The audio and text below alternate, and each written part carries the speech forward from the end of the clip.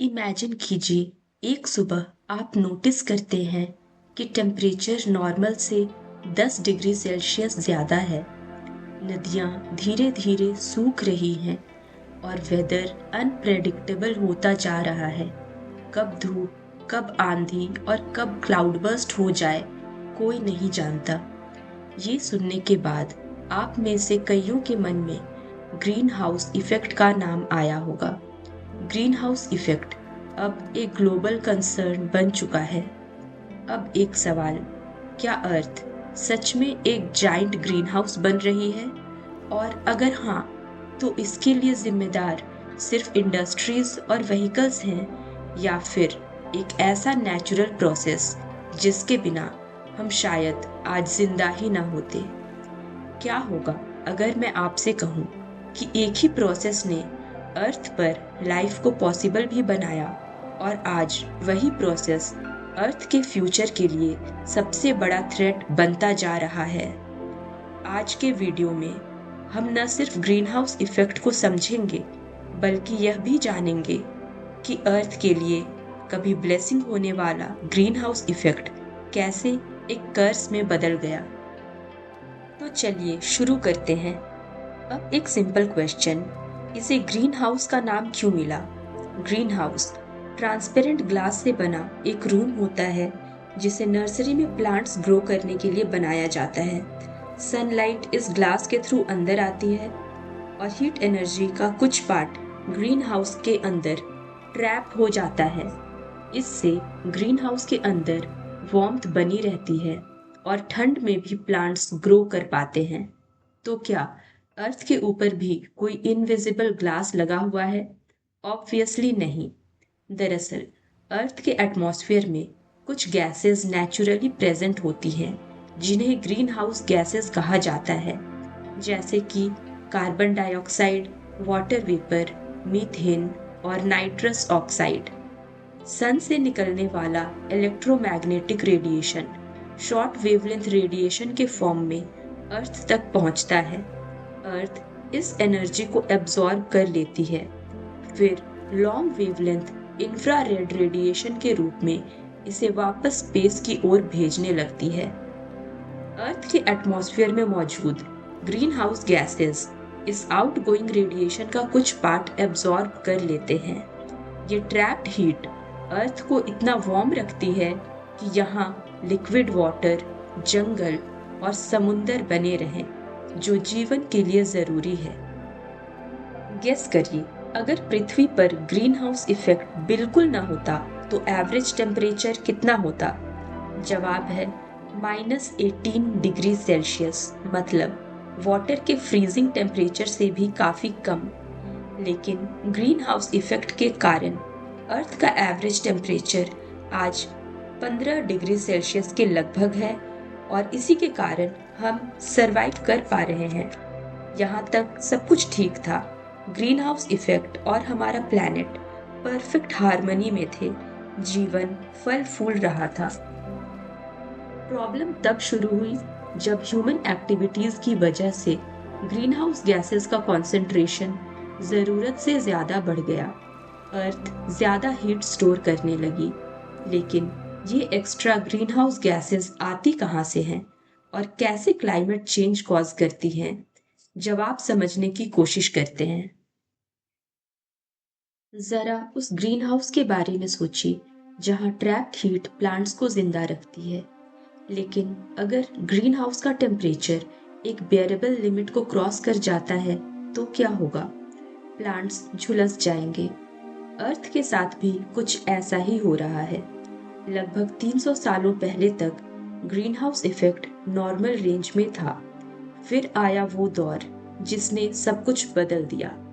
इंसानों ने तेजी से फैक्ट्रीज लगानी शुरू की। कोल, ऑयल और नेचुरल गैस जैसे फॉसिल फ्यूल्स का इस्तेमाल बढ़ने लगा।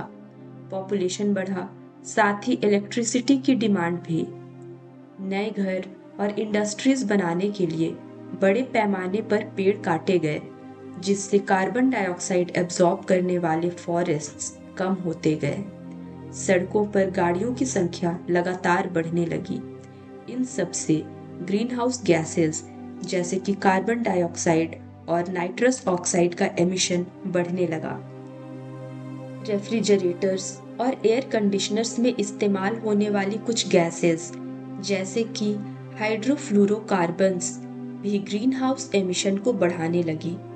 एग्रीकल्चर और लाइवस्टॉक से भी मीथेन गैस का एमिशन होने लगा। धीरे धीरे इन एक्टिविटीज के कारण एटमॉस्फेयर में हीट रिटेंशन काफी अधिक हो गया। जो ग्रीन हाउस इफेक्ट कभी अर्थ के लिए ब्लेसिंग था, वो ग्लोबल वार्मिंग और क्लाइमेट चेंज का कारण बनने लगा। यदि आप सोच रहे हैं कि थोड़ी सी एक्स्ट्रा हीट से क्या फर्क पड़ता है, तो फर्क पड़ता है, और वो भी ड्रास्टिक वे में। जब ग्रीन हाउस गैसेस की वजह से अर्थ का टेम्परेचर बढ़ता है, तो सबसे पहले इसका असर दिखाई देता है हमारे ओशियंस पर। ओशियंस एक्स्ट्रा हीट को एब्जॉर्ब कर लेते हैं, लेकिन जब ये एक्सेस हीट स्टोर करने लगते हैं, तो समुंदर से निकलने वाली एनर्जी साइक्लोन्स और हरिकेन्स को और ज़्यादा पावरफुल बना देती है। हीटेड एटमॉस्फेयर में ग्लेशियर्स और पोलर आइस भी धीरे धीरे पिघलने लगते हैं। इससे सी लेवल बढ़ता है और कोस्टल एरियाज में फ्लड का खतरा बढ़ जाता है। बढ़ते टेम्परेचर की वजह से फॉरेस्ट्स ड्राई हो जाते हैं और वाइल्ड फायर्स होने की प्रोबेबिलिटी बढ़ जाती है। फॉरेस्ट फायर से रिलीज होने वाली carbon dioxide green house effect को और एक्सेलरेट कर देती है। इस चेन रिएक्शन को रोकना बहुत मुश्किल हो जाता है। इस तरह क्रिएट होता है अनप्रेडिक्टेबल वेदर पैटर्न, कभी हेवी रेनफॉल, फ्लड्स, तो कभी सूखे जैसी स्थिति। ये सब मिलकर क्लाइमेट चेंज को और गहरा बना देते हैं। अब एक छोटा सा क्वेश्चन, अगर कल से दुनिया भर के लोग व्हीकल्स का यूज करना बंद कर दें, तो क्या ग्लोबल वार्मिंग तुरंत रुक जाएगी? सैडली इसका आंसर है नो, क्योंकि एटमॉस्फेयर में जो ग्रीन हाउस गैसेस पहले से मौजूद हैं, वे कई सालों तक बने रह सकते हैं। यानी आज जो एमिशंस हो रहे हैं, वो फ्यूचर जेनरेशंस को भी अफेक्ट करेंगे। अभी तक सिचुएशन काफी स्केरी लग रही है, लेकिन इसका ये मतलब नहीं है कि अब कुछ किया नहीं जा सकता। साइंस सिर्फ प्रॉब्लम को एक्सप्लेन नहीं करती, साइंस सॉल्यूशंस भी देती है। Renewable energy, electric vehicles, afforestation, carbon capture और कई नए इनोवेशंस हमारे फ्यूचर को बदल सकते हैं। ग्रीन हाउस इफेक्ट और उससे होने वाले नुकसान को रोकने के लिए जो सॉल्यूशंस हैं, उनमें से पहला है renewable energy. Solar panels, wind turbines और हाइड्रो इलेक्ट्रिक पावर प्लांट्स काफी कम कार्बन डाइऑक्साइड एमिट करते हैं ट्रेडिशनल फॉसिल फ्यूल की तुलना में। जितना कम हम फॉसिल फ्यूल पर डिपेंड करेंगे, उतना ही ग्रीन हाउस एमिशन कम होगा। इलेक्ट्रिक व्हीकल्स एक सेफ ऑप्शन है जो फॉसिल फ्यूल को रिप्लेस कर सकती है। साथ ही लार्ज स्केल एफॉरेस्टेशन यानी पेड़ लगाना और जंगलों को बचाना बहुत जरूरी है। साइंटिस्ट्स एक और फैसिनेटिंग टेक्नोलॉजी पर काम कर रहे हैं, जिसका नाम है कार्बन कैप्चर। सोचिए, अगर हम हवा में मौजूद कार्बन डाइऑक्साइड का कुछ पार्ट कैप्चर करके सेफली स्टोर कर सकें। इसके अलावा green hydrogen, energy efficient buildings, smart electricity grids और बेटर बैटरी टेक्नोलॉजी जैसे innovations green house gas emission को कम करने में कारगर साबित हो सकते हैं।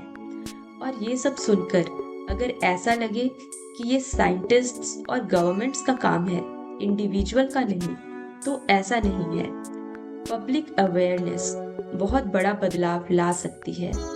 अगर लाखों लोग इलेक्ट्रिसिटी वेस्टेज कम कर दें, पब्लिक ट्रांसपोर्ट यूज करें, पेड़ लगाएं और रिसोर्सेज का इस्तेमाल जिम्मेदारी पूर्वक करें, तो इस कलेक्टिव एफर्ट का इम्पैक्ट काफी बड़ा हो सकता है। इन सब के साथ जरूरी है इंडस्ट्रियल कॉपरेशन और लार्ज स्केल पॉलिसीज। एक पल के लिए जरा सोचिए, अगर आपको सिर्फ एक ही घर मिले तो क्या आप जानबूझकर उसमें खतरनाक केमिकल्स भरना चाहेंगे? ऑफ कोर्स नहीं।